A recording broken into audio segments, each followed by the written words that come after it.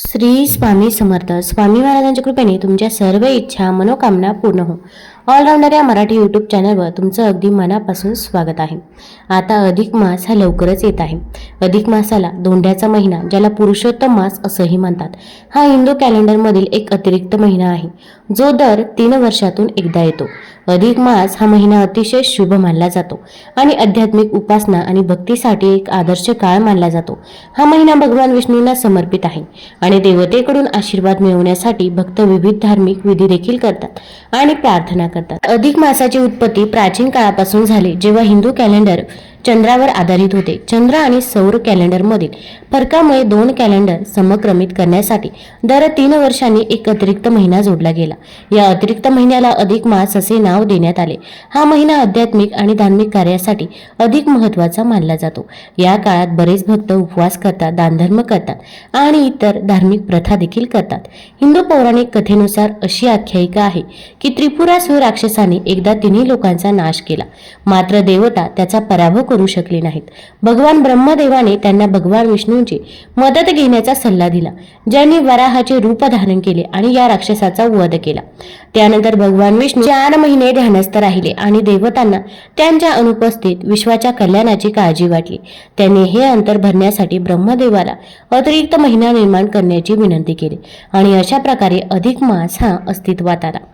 आता या अधिक मासामध्ये काय करावे, काय करू नये, तसेच या अधिक मासामध्ये जावयाला वाण देखील दिले जातात.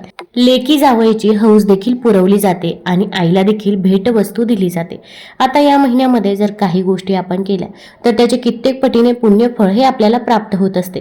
पण या महिन्यामध्ये जर आपल्याकडून काही चुका झाल्या तर त्याचे दुष्परिणाम देखील आपल्याला भोगावे लागतात. भरपूर वेळा आपल्याला काही गोष्टी या माहीत नसतात, पण आपल्याकडून या चुका होऊन जातात. आता अगदी आपण जाणून बुजून तर या चुका करत नाही, पण आपल्याकडून या चुका झाल्यामुळे आपण जी काही पूजा करतो, सेवा करतो, तर त्या पूजेचे फळ आपल्याला मिळत नाही. तसेच 3 वर्षातून महिला एकदा जोडवी बदलत असतात. तर अधिक मासामध्ये जोडवी कधी बदलावी, तसेच जोडवी कशी असावी, याबद्दलची माहिती देखील मी आज तुम्हाला या व्हिडिओमधून देणार आहे. तत्पूर्वी तुम्ही ऑलराऊंडर या मराठी यूट्यूब चॅनलमध्ये नवीन असाल तर चॅनल लाईक करा आणि सबस्क्राईब देखील करा आणि कमेंटमध्ये श्री स्वामी समर्थ किंवा ओम महालक्ष्मी नमः लिहायला विसरू नका, जेणेकरून आपल्याला देखील माता लक्ष्मीचा आशीर्वाद हा नक्कीच प्राप्त होईल. अधिक मास कधी सुरू होतोय तर ते आता आपण बघूया. इथे लिहिलेलं आहे वैशाख अधिक ज्येष्ठ. तर वैशाख अमावस्या ही 16 तारखेला संपत आहे. आता इथे शनी अमावस्या देखील आहे. हा शनिवार आहे. इथे शनी जयंती देखील आहे. अमावस्या प्रारंभ पहाटे 5:11 आणि अमावस्या समाप्ती 1:31. आता दुसऱ्या दिवसापासून अधिक मास सुरू होत आहे. अधिक ज्येष्ठ महिना, चंद्रदर्शन, करीदिन, गंगा दशरा प्रारंभ, पुरुषोत्तम मलमास, अधिक ज्येष्ठ मास आरंभ. 17 तारखेपासून अधिक मास हा सुरू होत आहे. त्यानंतर 21 तारखेला गुरुपुष्यामृत योग देखील जुळून आलेला आहे. आपल्याला जर काही खरेदी करायचं असेल तर या दिवशी तुम्ही आवर्जून खरेदी करू शकता, कारण की गुरुपुष्यामृत योगावर जर काही खरेदी केले तर त्यामध्ये 13 पटीने वाढ होते असं देखील म्हटलं जातं. मग अगदी तुम्ही जोडवी देखील 21 तारखेला खरेदी करू शकता. त्यानंतर जून महिन्यामध्ये इथे लिहिलेलं आहे अधिक ज्येष्ठ निज ज्येष्ठ. तर 3 तारखेला संकष्ट चतुर्थी असणार आहे. त्यानंतर 11 तारखेला कमला एकादशी असणार आहे आणि अधिक मास हा 15 तारखेला संपत आहे. अधिक ज्येष्ठ अमावस्या या दिवशी सोमवार आलाय, त्यामुळे सोमवती अमावस्या देखील याच दिवशी आहे आणि अधिक मासाचा हा शेवटचा दिवस आहे. अधिक महिना हा 15 तारखेला संपणार आहे. अधिक ज्येष्ठ अमावस्या. आपली हिंदू संस्कृती ही प्रत्येक नात्याला मानाने वागवण्यास शिकवते. मग ते नाते पती पत्नीचे असो वा सासर माहेर दोन्हीकडचे असो, नात्यामधील प्रेम अबाधित ठेवण्याचे काम हे महिने आणि उत्सव करत असतात. अधिक मास म्हणजे धोंड्याचा महिना. हा देखील असाच एक नात्याचा धागा जपणारा महिना आहे. तो धागा म्हणजे सासू सासरे आणि जावयाचे नाते. आपल्या मुलीचा नवरा प्रत्येक आई वडिलांना नारायणा समान भासतो. अधिक मास हा श्री विष्णूंच्या उपासनेचा असल्यामुळे नारायण रूपी जावयाला मुलीचे आई वडील घरी बोलावून त्याला मानाने वाण देतात. त्यामुळेच या महिन्यात जावयाला अधिक महत्त्व देण्याची पद्धत आहे. अधिक मास हा पुरुषोत्तम मास म्हणूनही ओळखला जातो. पुरुषोत्तम म्हणजे नारायण. विवाह प्रथेनुसार जावयाला नारायण असे संबोधले जाते. त्यानुसार विवाह संस्कार होतात. त्यामुळे मुलीच्या आईवडिलांसाठी जावई हा नारायण असतो. नवीन लग्न झालेल्यांसाठी या महिन्याचे विशेष महत्त्व असते. सासूरवाशीन मुलीचे आईवडील जावयांना आणि मुलीला तिच्या घरी जेवायला बोलवतात. तसेच काही ठिकाणी या महिन्यात जावयाला घरी बोलवले जाते. त्याला गोडाधोडाचं जेवण दिलं जातं. त्याचा मानपान आणि त्याला सोनं किंवा चांदीची वस्तू देण्याची देखील पद्धत आहे. अधिक मासातील प्रत्येक दिवसच शुभ असतो. जावयाला त्याच्या सवडीने घरी बोलवले जाते. त्याच्या आवडीनुसार पदार्थ बनवले जातात आणि त्याला भेटवस्तू दिली जाते. सध्या सोन्या चांदीचे भाव वाढले असल्या कारणामुळे लोकांचा कल सोने चांदीच्या छोट्या वस्तू घेण्याकडे आहे.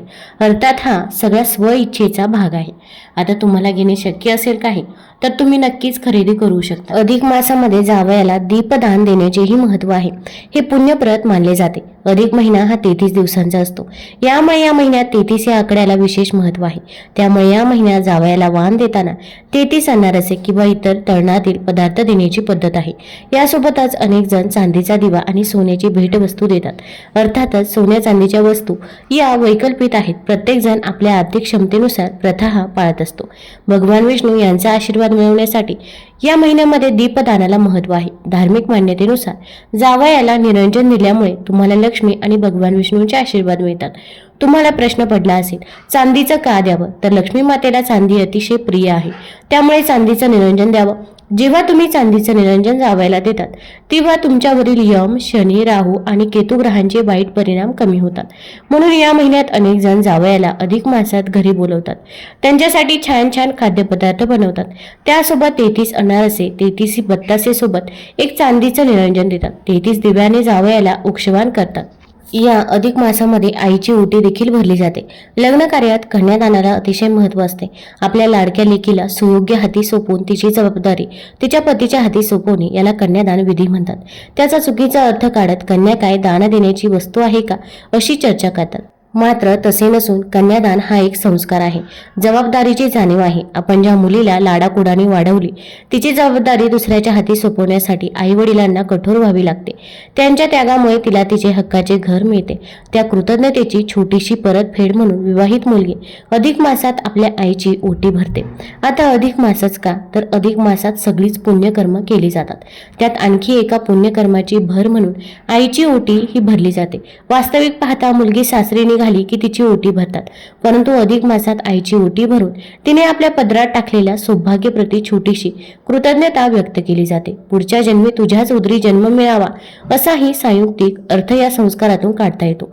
विवाहित मुलगी आईची ओटी भरू शकते, परंतु सासूची ओटी भरू शकत नाही. कारण लग्न करून घरी आल्यावर सासू आपल्या सोन्याची ओटी भरून आपला मुलगा राजी खुशी तिच्या पदरात देते. सासूकडून आशीर्वाद रूपी मिळालेली ओटी तिला परत करता येत नाही.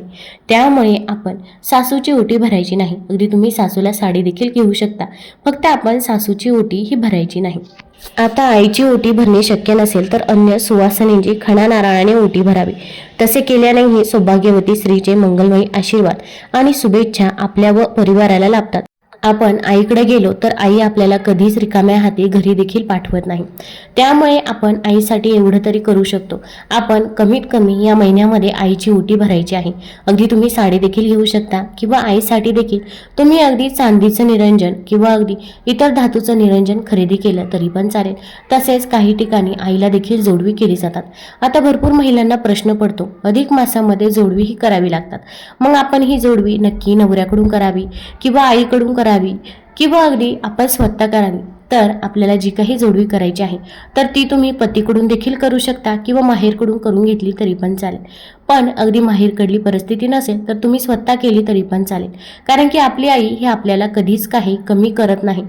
पण परिस्थिती समजून घेणं देखील तितकंच गरजेचं आहे. अगदी तुमचा पहिलाच धोंडा असेल लग्नानंतरचा तर तुम्ही अवश्य माहेरून तुम्ही जोडवी करून घेऊ शकता. आणि जर पहिला धोंडा नसेल तर तुम्ही स्वतः जर जोडवी केली तरी पण चालेल. आता जेव्हा आपण जोडवी करत असतो तर तेव्हा देखील आपल्याला काही गोष्टींची काळजी घेणं गरजेचं आहे. हिंदू धर्मामध्ये स्त्रियांच्या प्रत्येक अलंकाराचे एक विशेष महत्त्व आहे. पुरातन काळापासून लग्नानंतर महिलांसाठी मंगळसूत्र, बांगड्या आणि पायातील जोडवी यांचे खूप महत्त्व सांगितले जाते. लग्नानंतर महिला त्यांच्या पायात जोडवी घालतात. असं म्हणतात की पायामध्ये जोडवी घालण्यामागे अनेक धार्मिक आणि वैज्ञानिक महत्त्व देखील आहे. असं म्हणतात की पुरातन काळापासून लग्न झालेल्या सुवासिनी महिला ज्या प्रकारे मंगळसूत्र घालतात तसेच जोडवी देखील घालतात। जोडवी महिलांना आपल्या पतीशी जोडून ठेवतात। तसेच विवाहित महिलांच्या 16 शृंगारापैकी देखील जोडवी ही असतात। महिलांच्या पायाच्या अंगठ्या शेजारच्या बोटामध्ये जोडवी घालतात। वैज्ञानिक दृष्ट्या या पायाची शीर सरळ गर्भाशयाशी जोडलेली असते। अशा वेळी जेव्हा या पायांवर जोडवीचा दाब पडतो तेव्हा शीर देखील दबते, ज्यामुळे शिरांमध्ये रक्ताचा संचार सुरळीत होतो। या जोडव्या एक्युप्रेशरचं काम करतात, त्यामुळे महिलांचे ब्लड प्रेशर देखील नियंत्रणामध्ये राहते। तसेच यामुळे मासिक पाळी संबंधित कोणतीही समस्या निर्माण होत नाही। ज्या महिलांची मासिक पाळी अनियंत्रित असते त्यांनी जोडवी नक्की घालायला हवी। आता तुम्ही पाहिलं असेल, महिला पायामध्ये नेहमी चांदीच्या जोडवी घालतात। सोन्याची किंवा इतर कोणत्या धातूची जोडवी महिला पायामध्ये घालत नाही। खरं तर सोन्याला देवी लक्ष्मी स्वरूप मानलं जातं, त्यामुळे कधीही कमरेच्या खालच्या भागात सोन्याचे दागिने घातले जात नाही, कारण यामुळे देवी लक्ष्मीचा अपमान होत असल्याचं म्हटलं जातं। तसेच चांदी जमिनीखालील ऊर्जा शोषून घेते आणि आपल्या शरीराला ऊर्जा देखील प्रदान करत असते। आता सर्वात महत्त्वाचं म्हणजे आता आपली भलेही कितीही परिस्थिती असो तरी पण आपण सोन्याची जोडवी ही पायामध्ये घालायची नाही, आपण चांदीची जोडवी पायामध्ये घालायची आहे। आता चांदी खूप महाग झालेली आहे किंवा अगदी आपल्याला चांदीमध्ये काही डिझाईन आवडली नाही तर अशा वेळेस महिला अगदी नकली जोडवी देखील पायामध्ये घालत असतात। तर असं आपण चुकूनही करायचं नाही। अधिक मासामध्ये आपण पायामध्ये चांदीची जोडवी ही घालायची आहे, याची तुम्हाला काळजी घ्यायची आहे। आता आपले पाय हे पाण्यामध्ये असतात, त्यामुळे जोडवी ही झिजत देखील असतात आणि जेव्हा पण अधिक मासामध्ये जोडवी केली जातात तर त्यामध्ये भर टाकली जाते, त्यामुळे पायामध्ये जेवढी जोडवी आहे त्यापेक्षा थोडीशी जास्त भर टाकून आपण जोडवी ही आवर्जून करून घ्यायची आहे। अधिक मास हा 3 वर्षांतून एकदा येत असतो आणि 3 वर्षातून हा एकच शुभ मुहूर्त आपल्याला जोडवी करण्यासाठी शुभ ठरत असतो। आता अगदी तुम्ही जोडवी कधी खरेदी करू शकता, तर अधिक मासामध्ये गुरुवारी गुरुपुष्यामृत योग देखील जुळून येत आहे। मग 21 तारखेला तुम्ही जोडवी केली तरी पण चालेल आणि गुरुपुष्यामृत योगावरती जर तुम्हाला शक्य नसेल तर अधिक मासामध्ये अधिक मास संपण्याच्या अगोदर कधीही तुम्ही जोडवी खरेदी केली तरी पण चालेल। आता या अधिक मासामध्ये कोणत्या गोष्टी कराव्यात तसेच कोणत्या गोष्टी आपण टाळल्या पाहिजे। सत्कार्यात शारीरिक, मानसिक, आर्थिक गुंतवणूक करावी। या महिन्यात शक्य तेवढे धार्मिक विधी, पूजा पाठ करावेत। स्तोत्र पठणामुळे सकारात्मक ऊर्जा निर्माण होते, म्हणून या महिन्यात अधिकाधिक स्तोत्र पठण करावे। या महिन्यात श्रीमद भगवद्गीतेतील पुरुषोत्तम महिन्याचे महात्म्य, श्री रामकथेचे पठण, विष्णू सहस्रनाम स्तोत्राचे पठण आणि पुरुषोत्तम नावाच्या गीतेतील 14व्या अध्यायाचे रोज अर्थासहित पठण करावे। या महिन्याची कथा भगवान विष्णू, भगवान नरसिंह आणि भगवान श्रीकृष्ण यांच्या अवताराशी संबंधित आहे, यामुळे या महिन्यात या देवांची मनोभावी पूजा करावी। जर तुम्हाला पठण करता येत नसेल किंवा रोजच्या कामकाजाच्या धावपळीमुळे वेळ मिळत नसेल तर तुम्ही ओम नमो भगवते वासुदेवाय, ओम नमो भगवते वासुदेवाय या मंत्राचा जप दररोज 108 वेळा नक्की करू शकता। तसेच अगदी आपण अधिक मासाचे महात्म्य देखील पठण करायचे आहे किंवा अगदी पठण करणे शक्य नसेल तर तुम्हाला अधिक मासाची पोथी ही यूट्यूबवरती देखील मिळून जाईल, तिथून तुम्ही श्रवण केलं तरी पण चालेल। पण अधिक मास महात्म्य तुम्ही या महिन्यामध्ये आवर्जून ऐकायचंच आहे। तसेच या संपूर्ण महिन्यात अन्न फक्त एक वेळ घेतलं पाहिजे, जे आध्यात्मिक आणि आरोग्याच्या दृष्टिकोनातून चांगले असते, पण प्रत्येकाला हे काही शक्य होत नाही। त्यामुळे तुम्हाला जेवढे नियम पाळता येतील तर तेवढे नियम तुम्ही नक्की पाळू शकता। या महिन्यात दीपदानाला खूप महत्त्व आहे। या महिन्यात दान आणि दक्षिणेचे कार्य करणे पुण्याचे मानले जाते। पुरुषोत्तम महिन्यात स्नान, पूजा, अनुष्ठान आणि दान केल्याने विशेष फळ मिळतं आणि सर्व प्रकारचे त्रास देखील दूर होतात। तसेच या अधिक महिन्यामध्ये लग्न कार्य, मुंज, साखरपुडा किंवा अन्य कोणतेही मंगल कार्य या अधिक मासामध्ये केले जात नाही। या महिन्यात विवाह, नामकरण, अष्टकादी, श्राद्ध, मुंडन, यज्ञोपवीत, कानटोचणे, गृहप्रवेश यांसारखे शुभ कार्य या महिन्यामध्ये केले जात नाही। आता या अधिक महिन्यामध्ये कोणत्याही प्रकारचे व्यसन आपण करू नये। तसेच कांदा, लसूण हा देखील वर्ज्य करावा, कारण की कांदा, लसूण हा तामसिक आहारामध्ये मोडला जातो। तसेच मांसाहारापासून आपण या अधिक महिन्यामध्ये दूर राहायचे आहे। मांस, मध तसेच तांदळाचा कोंडा, उडीद, मोहरी, मसूर, मुळा, कांदा, लसूण, शिळे अन्न, मद्यपान करू नये, या गोष्टी आपण कटाक्षाने टाळायच्याच आहे। तुम्हाला जर हा व्हिडिओ आवडला असेल तर चॅनल लाईक करा, सबस्क्राईब करा आणि मित्रपरिवारासोबत जरूर शेअर करा। धन्यवाद।